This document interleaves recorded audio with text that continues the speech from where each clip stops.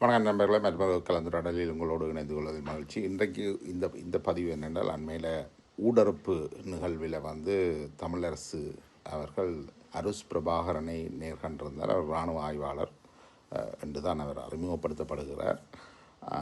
அது தொடர்பில் அவர்கள் பேசிய விடயங்கள் தொடர்பில் தான் கேட்குறோம். அவர்கள் குறிப்பாக பேசிய விடயம் என்னென்றால், ரீச்சாவில் 7, 8, 9, 10 தினங்களில் நடக்க இருந்த உணவு திருவிழா, அதில் ஏற்பட்ட குழப்பங்கள் தொடர்பில் தான் பேசியிருக்கிறார்கள். இதில் உள்ள சிக்கல் என்னென்னு சொன்னால், ரீச்சா என்ற நிறுவனம் கந்தையா பாஸ்கரனால் நடத்தப்படுகிறது.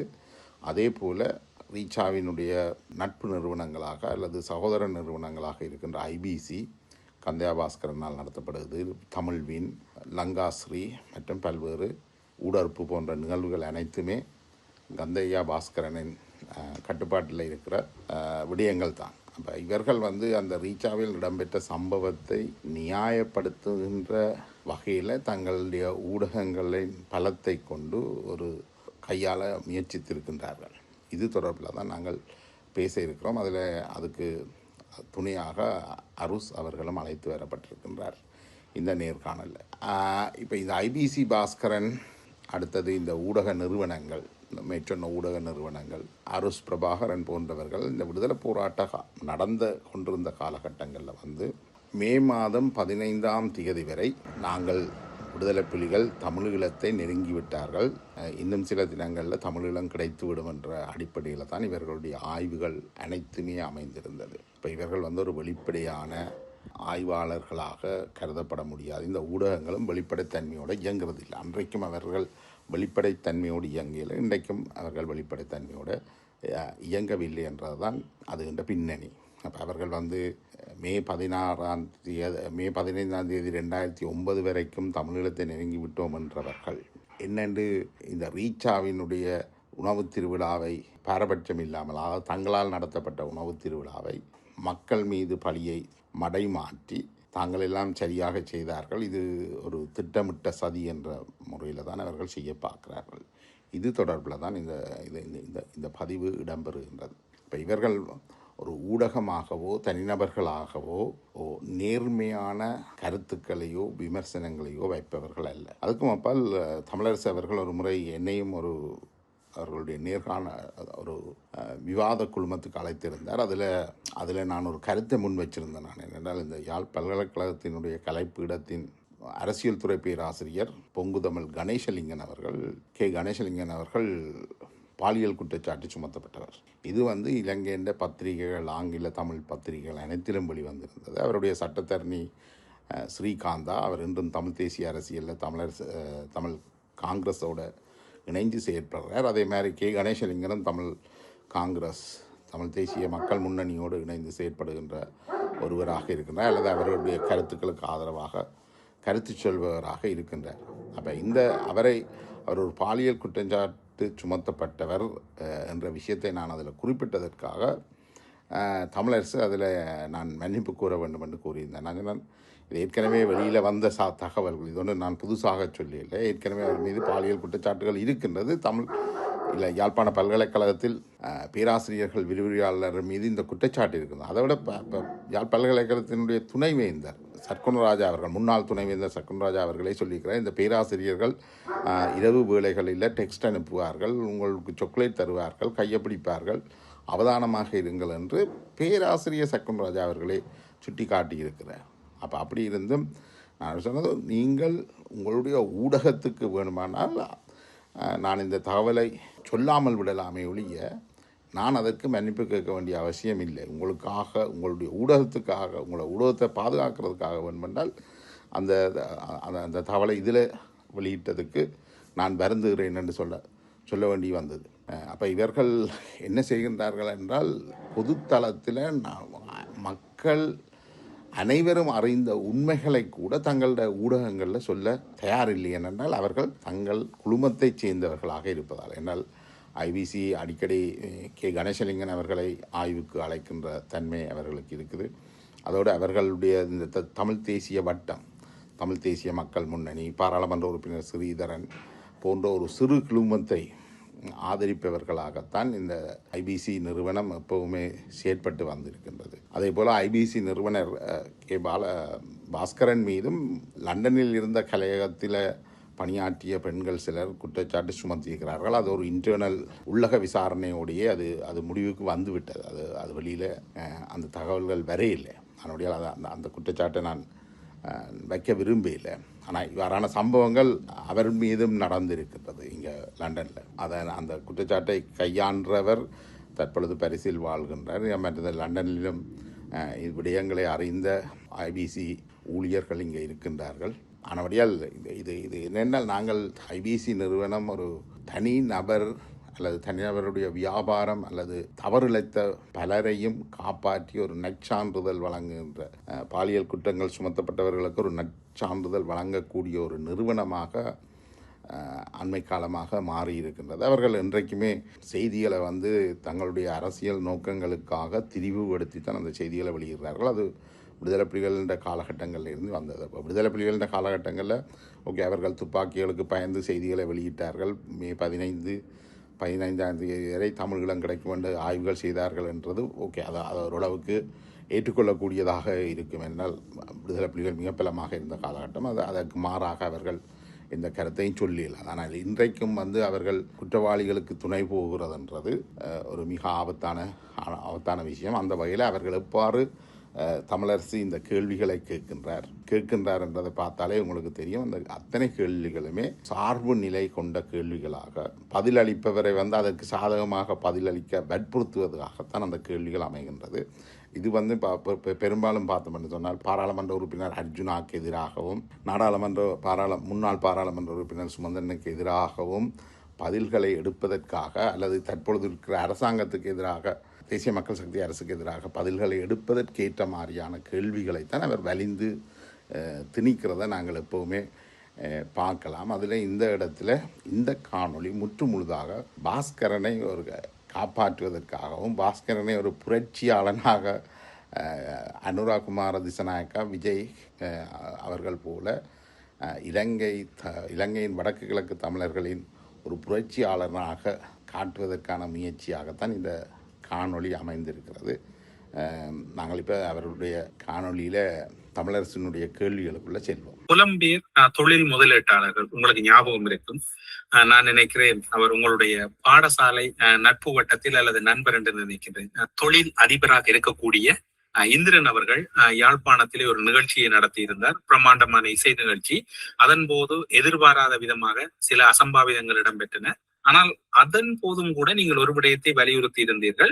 இதனுடைய தாக்கம் அல்லது இதனுடைய எதிர்வினை எப்படி இருக்கிறது என்று 2024ஆம் ஆண்டு அந்த நிகழ்வு இடம்பெற்றிருந்தமை குறிப்பிடத்தக்கது. அதன் பின்னர் பார்த்தீர்கள் என்றால் புலம்பெயர் முதலீட்டாளர்கள் இலங்கை நோக்கி செல்லுகின்ற போது அதிகளவான மக்கள் அல்ல, ஒரு சில குறிப்பிட்ட ஒரு சிறு குழுவாக அதனை எதிர்ப்பதும் அவர்கள் மீது விமர்சனங்களை முன்வைக்கின்ற போக்கு அன்று இந்திரன் விடயத்தில் இடம்பெற்ற போது நீங்கள் கூறினீர்கள் இவ்வாறான சூழ்நிலை என்பது தவிர்க்கப்பட வேண்டும். இது ஒரு ஆரோக்கியமான அபிவிருத்திக்கு வித்திடாது என்று. அதன் பின்னர் பார்த்தீர்கள் என்றால் கடந்த வார இறுதியிலே ரீச்சாவின் உணவு திருவிழாவிலே அங்கும் ஒரு சம்பவம் இடம்பெறுகிறது. அந்த சம்பவம் தொடர்பில் அதனுடைய உரிமையாளர் தந்தையா பாஸ்கரன் மன்னிப்பு கோருகிறார். ஆனாலும் இப்போது அதன் மீதான விமர்சனங்கள் அல்லது வன்மம் என்றது தொடர்ந்து கொண்டிருக்கின்றது. 2 சம்பவங்கள் 2024, 2026. ஆனால் அங்கிருக்கக்கூடிய மக்களை தாண்டி ஒரு சிறு தரப்பு தென்னிலங்கை அரசை விட மோசமான வகையில் எதிர்வினையாற்றுகிறார்.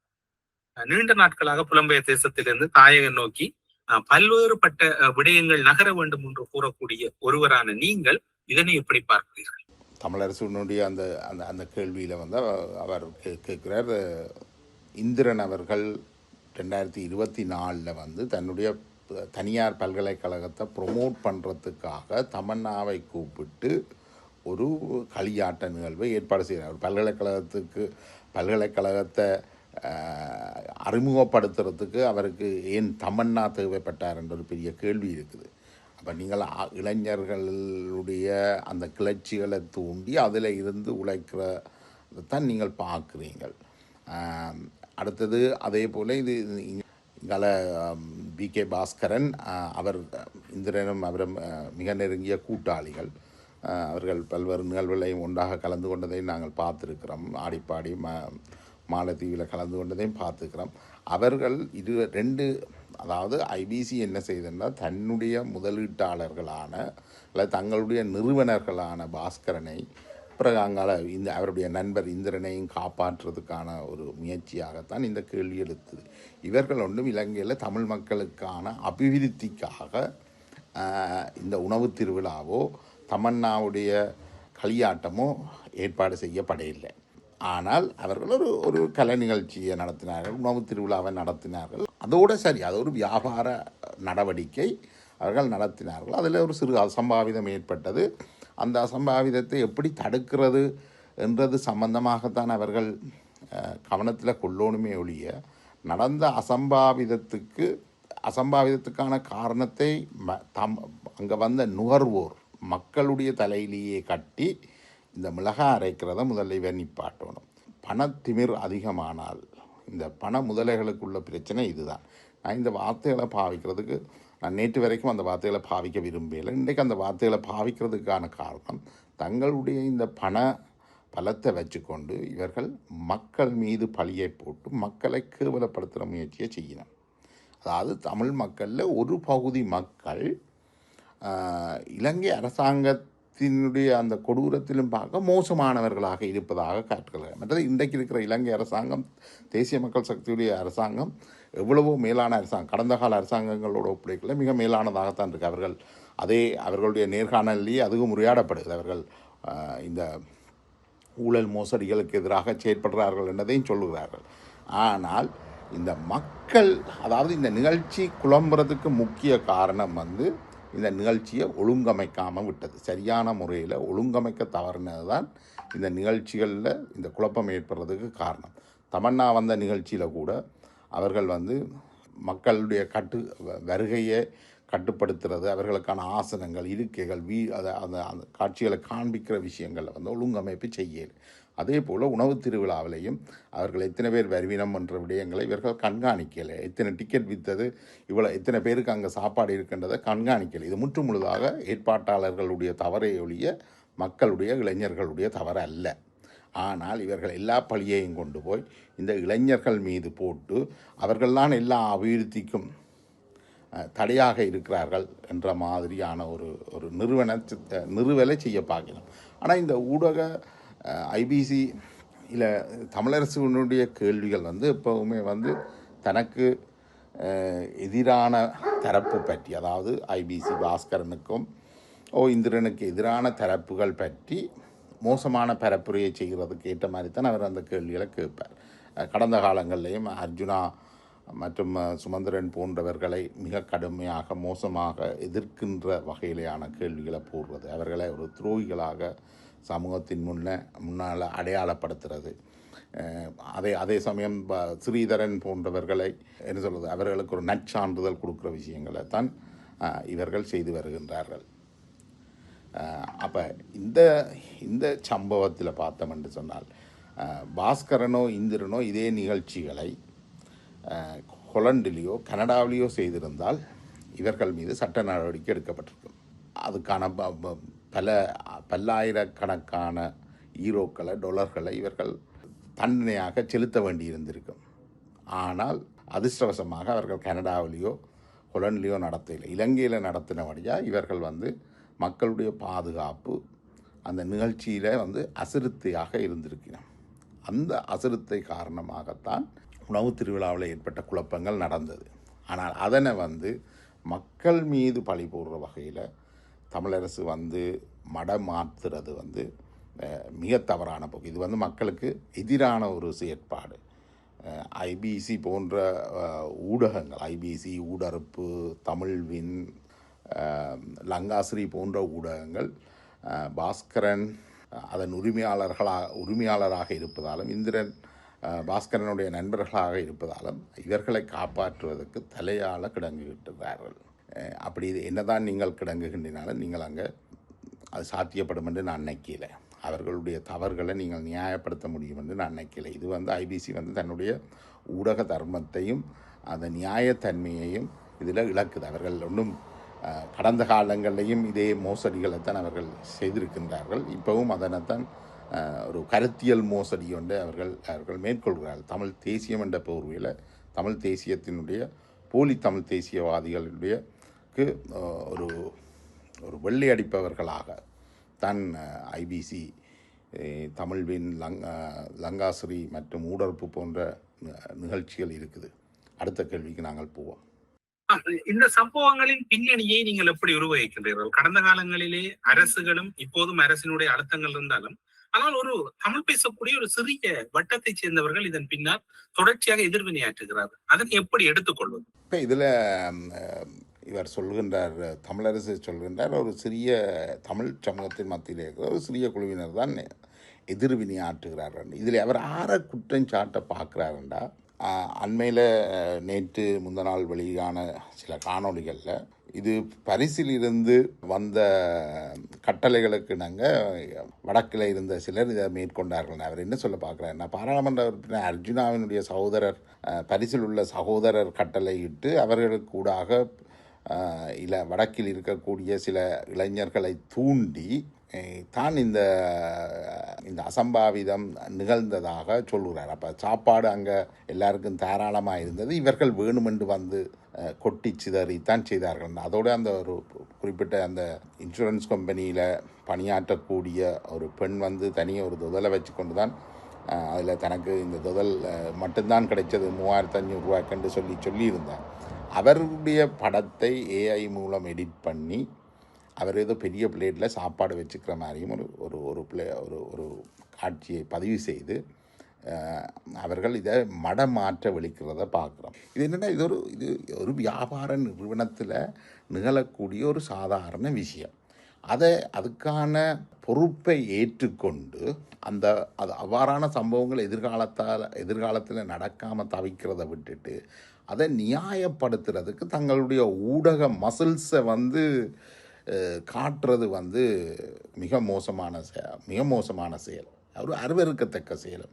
இதில் தமிழரசு போன்ற ஊடகவியலாளர்கள் கூட தங்களை வந்து பலிக்கடா ஆக்குறார்கள் என்றது மனவருத்தத்துக்குரிய விஷயம். இது அவர்களுக்கு கந்தையா பாஸ்கரன் சம்பளம் வழங்குகிறார் என்றது சரி.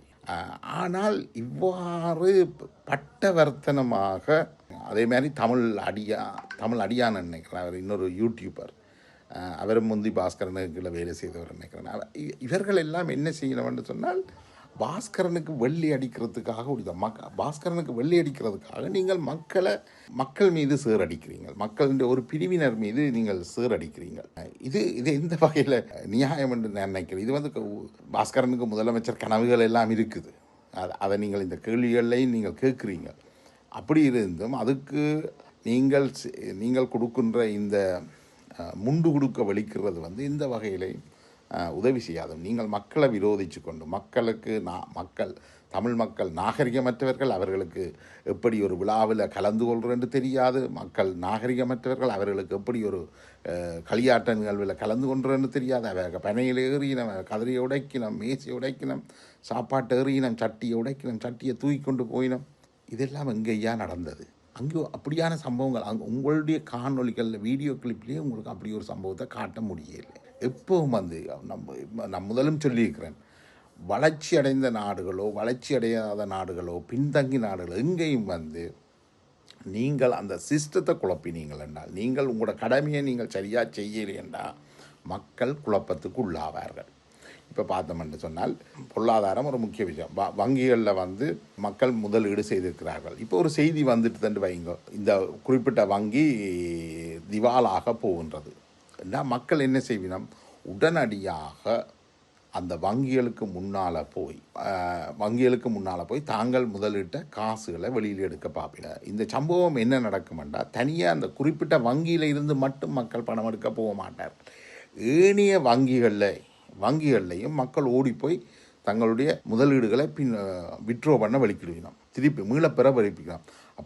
அப்படி மீளப்பெற வலிக்கிடைக்குள்ள எல்லா வங்கிகள்லையும் நிதியின்மை ஒன்று ஏற்படும். அது வந்து ஒட்டுமொத்த நாட்டின் பொருளாதாரத்தையும் கொலாப்ஸ் ஆக்கும், பலகீனமடைய செய்யும். இது வந்து ஒரு இயல்பான நிகழ்வு. அப்போ இதை வராமல் தடுக்கிறதுக்குத்தான் அரசாங்கங்களும் சரி, தனியார் இந்த வங்கிகளும் சரி, சகல நடவடிக்கைகளையும் எடுப்பினோம். அதே போலத்தான் நீங்களும் இப்போ இங்கே பிளாக் ஃப்ரைடே என்று சொல்லி டிஸ்கவுண்ட் சேல்ஸ் நடக்கும். விலையை குறைச்சி விற்பார்கள். அப்படியான இதுகள் செய்கின்ற பொழுது அங்கே தாராளமான பொருட்கள் அங்கே இருக்க வேணும். அப்படி இல்லை என்றால் மக்கள் விடிய 4 மணிக்கு கடை 9 மணிக்கு திறக்குது என்றால் இந்த ஐரோப்பிய நாடுகளில் அமெரிக்க நாடுகள்லேயே விடிய 4 மணிக்கே கியூவில் நிற்பார்கள் வருஷப்புற பண்டைக்கு. என்றால் அந்த 50% 75% விலைக்குறைப்போடு தாங்கள் பொருட்களை வாங்கலாம் என்று. அப்படி வாங்க கியூவில் நிற்கல அங்கே அதுக்கு தேவையான பொருட்கள் இல்லை என்றால் மக்கள் மற்றவர்களுடைய பொருளை இழுக்கிறது, கடையில் இருக்கிற இது ஆக்கள் தள்ளுப்பட்டு கடையில் இருக்கிற பொருட்களை நாசம் பண்ணுறது, இதெல்லாம் இந்த வளர்ச்சி அடைந்த நாடுகள்லேயே நடக்குது. இதெல்லாம் நாங்கள் பார்த்துருக்குறோம். இது நீங்கள் சொல்லக்கூடாது தமிழ் மக்கள் அநாகரிகமானவர்கள், தமிழ் மக்களுக்கு பழக்க வழக்கம் தெரியாது. உங்களுக்கு பழக்க வழக்கம் தெரியல, உங்களுக்கு எப்படி மீடியா நடத்துகிறேன்னு தெரியல, உங்களுக்கு எப்படி ரீச்சாவை நடத்துகிறேன்னு தெரியல, உங்களுக்கு எப்படி தமன்னாவை கூப்பிட்டு ஒரு நிகழ்ச்சி நடத்துகிறேன்னு தெரியல. அந்த தவறுகளை நீங்கள் மக்கள் மீது போடாங்க. இலங்கையிலேயாக இருந்த என்ன, வளர்ச்சி அடைந்த அல்லது அதீத வளர்ச்சி அடைந்த செல்வம் நிறைந்த பிரித்தானியாவில் நடந்தா என்ன, அமெரிக்காவில் நடந்தா என்ன, ஹொலண்டில் நடந்தா என்ன, மக்கள் இப்படித்தான் பிஹேவ் பண்ணிவிடும். நீங்கள் உறுதியளித்த விடயங்களை செய்யலை என்றால் மக்கள் குழப்பம் அடைவார்கள். இது பொது விதி. இதெல்லாம் உங்களுக்கு தெரிஞ்சிருக்கணும். Customers are always right. இதை தெரியாமல் நீங்கள் நிகழ்ச்சிகளை நடத்திட்டு நீங்கள் மக்களுக்கு பழி போடுறது, ஒரு சின்ன தொகுதி மக்கள் தான் குழப்பின, சின்ன தொகுதி மக்கள் தான் பிள்ளை நாங்கள் எல்லாம் சரியாக செய்தோம் என்று சொல்கிறது படுமுட்டாள்தனமானது. நாங்கள் இப்போ அடுத்த கேள்விக்கு போவோம். என்ன தமிழரசு கேட்குறாருன்னு பார்ப்போம். பாதுகாப்பு குறைபாடு எடுக்கின்ற போது, இப்போது ஒரு தமிழர்கள் சார்ந்திருக்கக்கூடிய ஒரு நிகழ்வு இடம்பெறுகின்ற போது அதில் போலீசாரோ வேறு யாரும் வருகின்ற போது அதற்கும் ஒரு விதமான கருத்து முன்வைக்கப்படுகின்றது. இலங்கை போலீசாரை அழைத்து கொண்டு நிகழ்வு செய்கிறார்கள் புலம்பெயர் நாட்டு தொழிலதிபர்கள், அல்லது போலீசாருடைய உதவி வேண்டி நிற்கின்றார்கள் என்கின்ற கருத்து. கிட்டத்தட்ட இந்த முதலீட்டாளர்கள் இலங்கையில் சென்று முதலிடுவதை விட தாங்கள் சார்ந்திருக்கக்கூடிய இன்னும் ஒரு முதலீட்டில் அதனை முதலிடுவது என்பது அவர்களுக்கு வருமானமும் அது பாதுகாப்பும் உறுதிப்படுத்தப்படுகிறது. ஆனால் இலங்கையின் குறிப்பாக தமிழர் பிரதேசத்தின் முதலீடுகளுக்கு உத்தரவாதம் இல்லாமல் இருக்கின்றது. இப்போது இந்திரனுடைய விவகாரத்தை எடுத்து பாருங்க. பல்கலைக்கழகம் தொடர்பான ஒரு விடயம், அந்த இசை நிகழ்ச்சி கூட அதனை மையமாக வைத்தான் இடம்பெற்றது. அதன் பின்னர் அவருக்கு ஏற்பட்ட பொருளாதார சேதத்தை பாருங்கள். அதன் பின்னர் பாருங்கள் இப்போது உணவு திருவிழாவில் ரீச்சாவில் இடம்பெற்ற சம்பவம். அதில் என்ன விடயத்தை உங்களால் அறியக்கூடியதாக இருக்கு? தமிழரசு இதில் இன்னொரு கேட்கிறார். நாங்கள் இந்த புலம்பெயர்ந்த முதலீட்டாளர்கள் ஒரு நிகழ்ச்சியை செய்கின்ற பொழுது அதுக்கு பாதுகாப்புக்காக போலீஸாரை கூப்பிட்டால் அதன் மீதும் விமர்சனம் வைக்கிறார்கள். இது ஒரு வேடிக்கை, மிகவும் வேடிக்கையான விஷயம். தமிழரசுக்கு மனச்சாட்சியை தொட்டு தமிழரசு சொல்லணும். இவ்வாறு யாராவது செய்தால் அதை விமர்சிக்கிற முதலாவது ஊடகமாக இந்த ஐபிசி பாஸ்கரனுடைய ஊடகங்கள் தான் முன்னுக்கு நிற்குது. அது ஐபிசி, தமிழ்வின், லங்காசிரி போன்ற ஊடகங்கள் தான் முதல் விழுந்தடிச்சு. இப்போ சுமந்திரனுக்கு பாதுகாப்பு கொடுத்தாச்சு, இதை முதல் விழுந்து கட்டி விமர்சித்தவர்கள் யார்? ஐபிசி, பாஸ்கரனுடைய ஊடகங்கள். அதே போல் இப்போ அவர்கள் சார்ந்த இப்போ சுமந்திரனுடைய கூட்டத்துக்கோ அல்லது அர்ஜுனாவுக்கு பாதுகாப்பு அர்ஜுனாவுக்கு பாதுகாப்பு வழங்கப்பட்டாலோ அல்லது அவர்கள் சார்ந்தவர்கள் நிகழ்ச்சிகளை நடத்தும் பொழுது போலீஸாரை கூப்பிட்டாலோ அல்லது சந்திரகுமார் போலீஸாரை கூப்பிட்டு ஒரு பாதுகாப்பு ஏற்பாட்டை செய்தாலோ அதை முதல்ல விமர்சிக்கிறவர்கள் பாஸ்கரனுடைய ஊடகங்களாக தான் இருக்குது. அப்போ இங்கே நின்று நாங்கள் போலீஸாரை கூப்பிட்டு அப்படி விமர்சிக்கணும், அது நீங்கள் தான் விமர்சிக்கிறது. நீங்கள் விமர்சிக்கலைன்னா அங்கே ஒரு தினம் உங்களை விமர்சிக்கிறதுக்கு இந்த விஷயங்களில் விமர்சிக்கிறதுக்கு இல்லை. ஏன்னா இலங்கையுடைய நீங்கள் இப்போ ஐபிசி பாஸ்கரன் தான் நாங்கள் புலிகளை போன்ற ஒரு சீருடைய அமைச்சு ஒரு செக்யூரிட்டி ஃபோர்ஸை உருவாக்கி வச்சிருக்கிறேன்னு சொன்னார். அங்கே ஒரு செக்யூரிட்டி ஃபோர்ஸ் இருக்குது. புலிகளுடைய பாணியில் புலிகளுடைய போலீஸ் உத்தியோகத்தர் போல் அவர்களுக்கும் ஆடை அணிந்து அவர்களும் அணிவகுப்பு நடத்தி நீங்கள் எல்லாம் செய்திருக்கிறீங்க. இங்கே உங்களுக்கு எந்த தடையும் இருக்கையில் அந்த தடையை அந்த மற்றவர்களுக்கு அது செய்கின்ற பொழுது விமர்சித்தவர்கள் நீங்கள் தான். புலம்பெயர்ந்த நாடுகளில் இருந்து வந்த முதலீட்டாளர்கள் முதலீடு செய்ய ஆரம்பிக்கின்ற பொழுது அதனை விமர்சிப்பவர்களும் இந்த தமிழ் தேசியவாதிகளாகத்தான் இருந்திருக்கின்றார். இப்போ நாங்கள் முதல் தடவையாக எங்களுடைய லிட்டிலைட் நிறுவனத்தை கிளிநொச்சியில் ஆரம்பித்த போது எங்களுக்கு இந்த ஐபிசி ஊடகத்தை சார்ந்தவர்களும் திசை என்று சொல்கின்ற இந்த புலிகளை சார்ந்த அமைப்புகளும் அல்லது இந்த தமிழ் தேசியவாதிகளும் சொன்னது, நீங்கள் அரசாங்கத்தோடு சேர்ந்து கொண்டு நாங்கள் அங்கு சென்று மக்களுக்கான பணியைத்தான் செய்கிறோம். மக்களுக்கு தேவையான அடிப்படை, அதாவது அங்கே கல்வி விஷயத்தில் மட்டும்தான் நாங்கள் பணியாற்றோம். இலவசமாக கணினி தொழில்நுட்பங்களை பயிற்கிறோம், தையல் பயிற்சிகளை வழங்குகிறோம், அவர்களுக்கான ஆளுமை விருத்தி விஷயங்களை மேற்கொள்கிறோம்.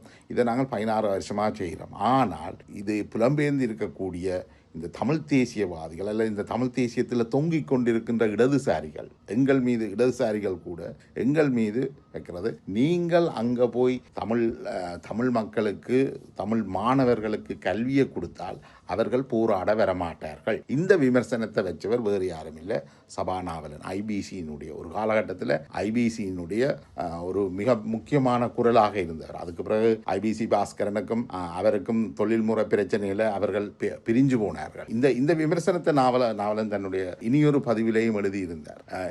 எனக்கு நேரடியாகவும் என் மீது அந்த விமர்சனத்தை வச்சிருந்தார். அப்ப இதுக்கெல்லாம் ஐபிசி இடம் கொடுத்தது. இப்ப எங்களை எல்லாம் யாரில்ல, நாங்கள் போய் அங்கு வன்னியில யுத்தத்தால பாதிக்கப்பட்ட மாணவர்களுக்கு கணனி தொழில்நுட்பமும் தையல் பயிற்சிகளும் ஆளுமை விருத்தியும் செய்தால் அந்த மாணவர்கள் போராட வரமாட்டார்கள் என்று சொன்னவர்கள் இந்த திசை அமைப்பு பிரித்தானியாவிலே இருந்து இயங்குது. தங்களை ஒரு இடதுசாரிகள் என்றும் சொல்கிறார்கள். அவர்கள் எல்லாம் வியாபார முதலைகள், பெரும் வியாபாரிகள். ஆனால் அவர்களுக்கு அங்க வன்னியில இருக்கிற மக்கள் கற்று தேர்ந்து விடக்கூடாது, அவர்கள் திறமையானவர்களாக வரக்கூடாது என்ற எண்ணம் இருக்குது. சபாநாவலனும் இதைத்தான் எங்களுக்கு எதிராக வச்சவர் இந்த குற்றச்சாட்டு. நாங்கள் அங்க போய் மக்களை கல்வி நிலையில உயர்த்துறதன் மூலமாக அவர்கள் போராட்டத்துக்கு வரமாட்டார். அப்ப அவர்களை என்ன செய்யணும்? கல்வி பொருளாதார ரீதியாக அவர்களை கீழே வச்சுக்கிறதன் மூலமாகத்தான் புலம்பெயர்ந்த நாடுகளுடைய போராட்ட காவடிகளுக்கு அவர்களை பயன்படுத்தலாம் என்ற எண்ணம் தான் இன்றைக்கும் புலம்பெயர்ந்த தேசத்தில் இருக்குது. இது அண்மையில